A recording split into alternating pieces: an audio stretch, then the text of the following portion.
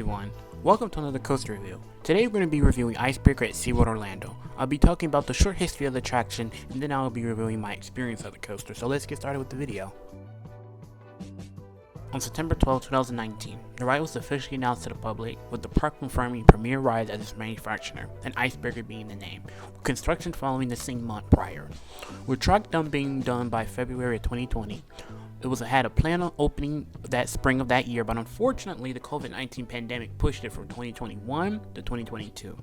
But on February 18th of 2022, it officially opened to the public. The ride experience starts with, after leaving the station, you go into a sliding track section which transfer you into the launch track. The train is launched forwards and backwards.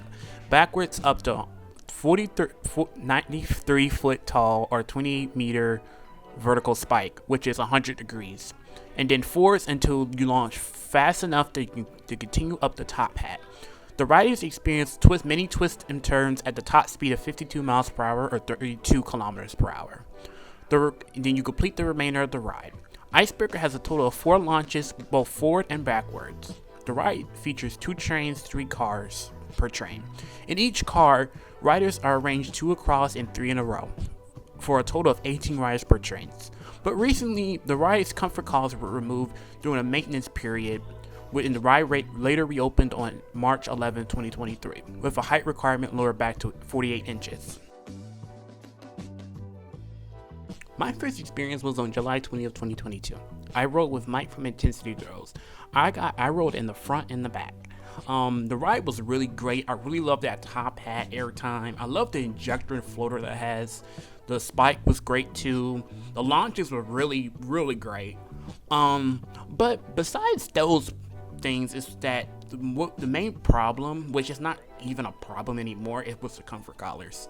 They were painfully uncomfortable because every time positive G's, my freaking collarbone would be like touching up against it, and it would be basically hurting. And I had a freaking mark from the next day from it. So if you notice in my Magic Kingdom video, you can see a little bit of a mark over there because of Icebreaker.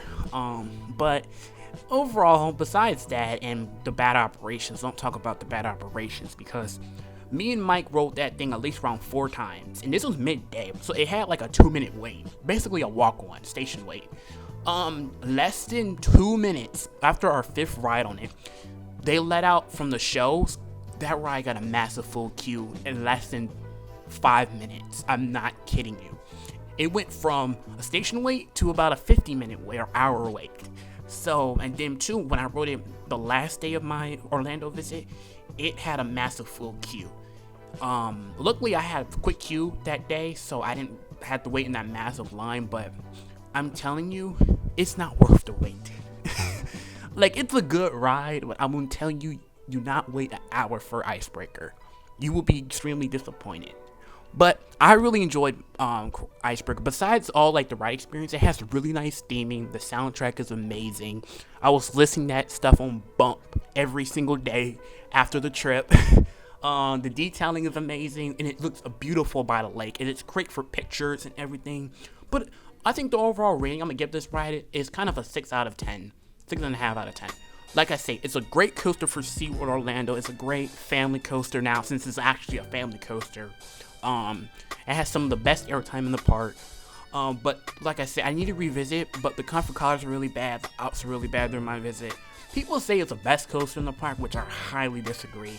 I consider it to be the least best coaster in the park, or whatever that word is.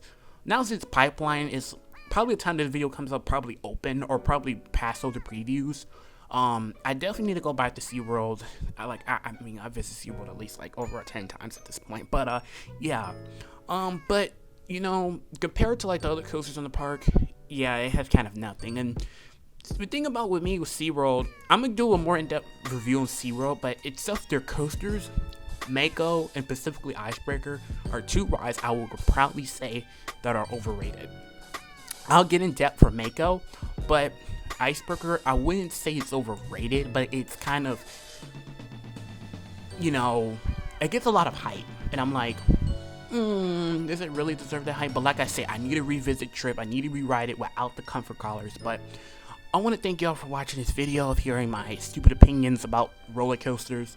Make sure to like and subscribe and watch my other videos. So catch y'all in another video. Peace.